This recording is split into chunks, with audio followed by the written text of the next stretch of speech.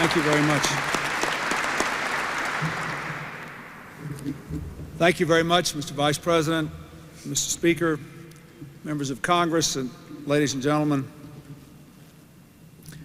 I'd like to begin by thanking the Library of Congress for hosting us here. At my understanding, this may be the only time in American history a piece of legislation has been signed here, and perhaps the first time in 3 decades when one has been signed on Capitol Hill. If that is so, then this is certainly a worthy occasion. I thank Lily Tomlin for reminding us that the internet can be fun.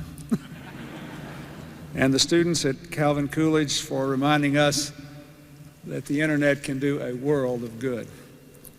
I thank the Vice President who fought for this bill for so long on behalf of the American people.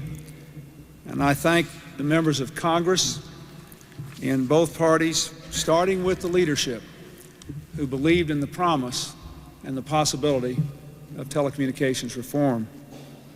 I thank the vast array of interest groups who had sometimes conflicting concerns about this bill, who were able to work together and work through them so that we could move this together.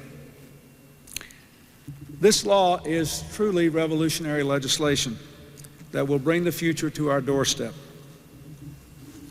In the State of the Union just a few days ago, I asked the Congress to pass this law, and they did with remarkable speed and dispatch. Even the years that were spent working on it were a relatively short time, given the tradition of congressional decision-making over major matters. This historic legislation, in my way of thinking, really embodies what we ought to be about as a country and what we ought to be about in this city. It clearly enables the age of possibility in America to expand, to include more Americans. It will create many, many high-wage jobs. It will provide for more information and more entertainment to virtually every American home. It embodies our best values by supporting the kind of market reforms that the Vice President mentioned, as well as the V-chip. And it brings us together, and it was passed by people coming together.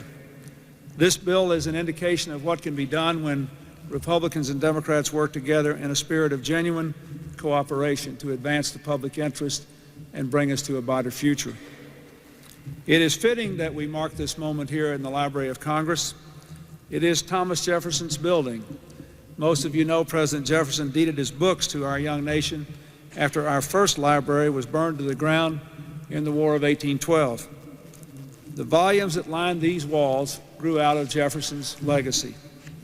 He understood that democracy depends upon the free flow of information. He said, "He who receives an idea from me receives instruction himself without lessening mine. And he who lights his taper at mine receives light without darkening me." Today, the information revolution is spreading light, the light Jefferson spoke about all across our land and all across the world.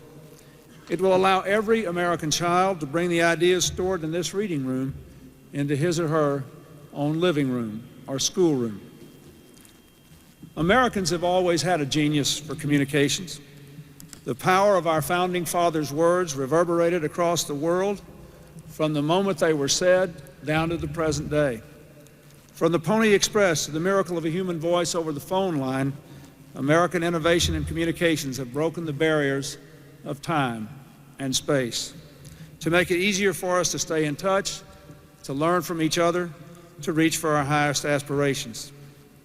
Today, our world is being remade, yet again, by an information revolution, changing the way we work, the way we live, the way we relate to each other. Already, the revolution is so profound that it is changing the dominant economic model of the age. And already, thanks to the scientific and entrepreneurial genius of American workers in this country, it has created vast, vast opportunities for us to grow and learn and enrich ourselves in body and in spirit. But this revolution has been held back by outdated laws. designed for a time when there was one phone company, 3 TV networks, no such thing as a personal computer. Today, with the stroke of a pen, our laws will catch up with our future. We will help to create an open marketplace where competition and innovation can move as quick as light. An industry that is already 1/6 of our entire economy will thrive. It will create opportunity, many more high-wage jobs, and better lives for all Americans. Soon, working parents will be able to check up on their children in class via computer. Families heading off on vacation trips will be able to program the fastest route in their car computers, thanks to the work the Department of Transportation is now doing. On a rainy Saturday night, you'll be able to order up every movie ever produced or every symphony ever created in a minute's time. For those of us who like to watch too many movies and listen to too much music in a single sitting, that may be a mixed blessing. This law also recognizes that with freedom comes responsibility. Any truly competitive market requires rules. This bill protects consumers against monopolies. It guarantees the diversity of voices our democracy depends upon. Perhaps most of all, it enhances the common good.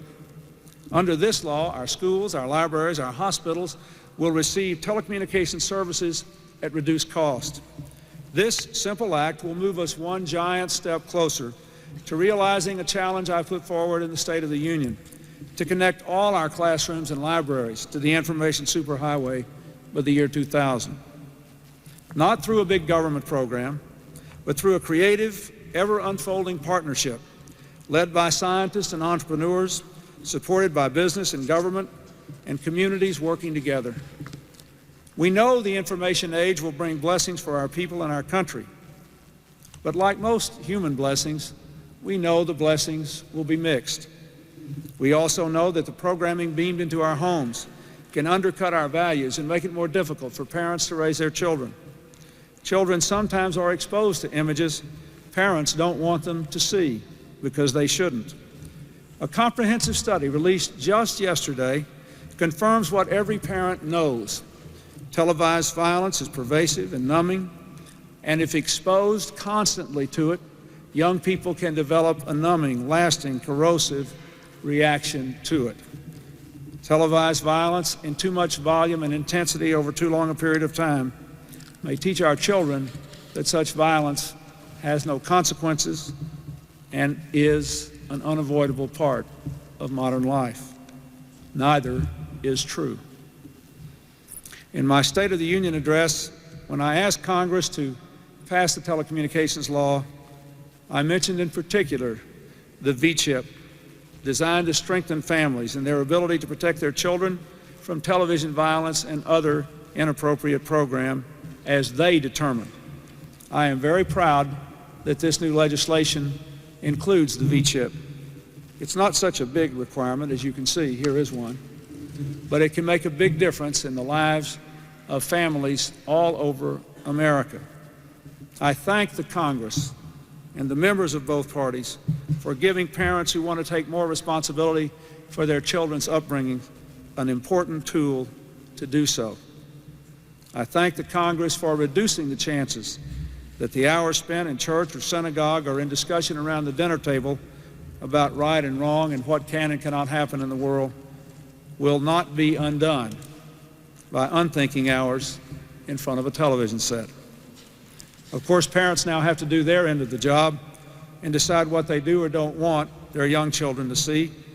But if every parent uses this chip wisely, it can become a powerful voice against teen violence, teen pregnancy, teen drug use, and for both learning and entertainment.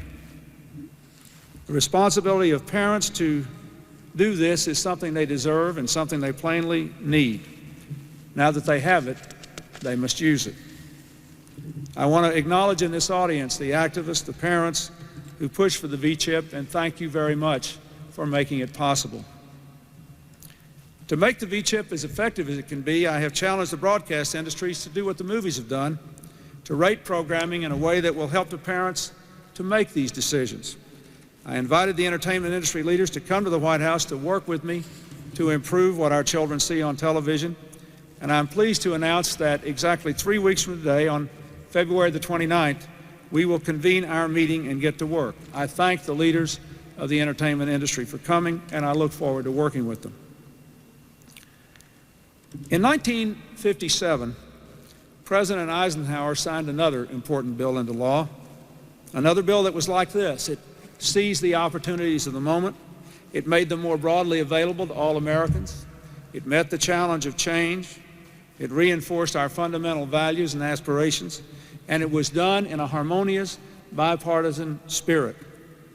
The Interstate Highway Act literally brought Americans closer together. We were connected city to city, town to town, family to family, as we had never been before. That law did more to bring Americans together than any other law this century, and that same spirit of connection and communication is the driving force behind the Telecommunications Act of 1996. When President Eisenhower signed the highway bill, he gave one of his pens to the father of that legislation, Senator Albert Gore, Sr. of Tennessee. His son, the Vice President, in honor of Senator Gore, Sr. and Vice President Gore, the signing with that pen that President Eisenhower used to sign the Interstate Highway Act, and then go on with the signing. And again, let me say to all of you, I wish every person here who's played a role in this could have one of these pens. I am very, very grateful to you. And then after I sign the actual bill, we're going to sign a copy of the bill over here and send it into cyberspace.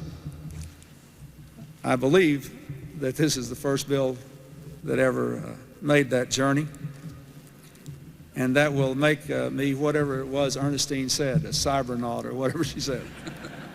Again, let me thank you from the bottom of my heart, every one of you, for making this great day for America possible. Thank you.